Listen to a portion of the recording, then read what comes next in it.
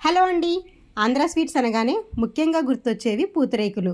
అయితే చాలామందికి ఈ పూతరేకులు ఎలా ప్రిపేర్ చేస్తారో తెలీదు. పూతరేకులు తయారు చేయడానికి పూతరేకులు బియ్యమని సపరేట్గా అమ్ముతారండి. ఈ బియ్యాన్ని నైట్ అంతా నానబెట్టుకుని తరువాత రోజు మినిమం ఒక గంట సేపు పైగానే గ్రైండర్లో ఈ బియ్యాన్ని నలగనివ్వాలి. ఎందుకు అంతసేపు అంటారా? ఈ పూతరేకుల పిండి ఎలా ఉండాలంటే మనం కళ్ళకి కాటుక పెట్టుకుంటాం కదండి, దానికన్నా మెత్తగా ఉండాలట. అలా గ్రైండ్ చేసిన పిండిలో వాటర్ని యాడ్ చేసి వాటర్ని అడ్జస్ట్ చేస్తూ ఒక కాటన్ క్లాత్ ముంచి వీడియోలో చూపిస్తున్నట్టుగా కుండ పైనుంచి కిందకి లాగాలి. రేకు పర్ఫెక్ట్గా రావాలంటే చాలా ట్రైనింగ్ ఉండాలండి.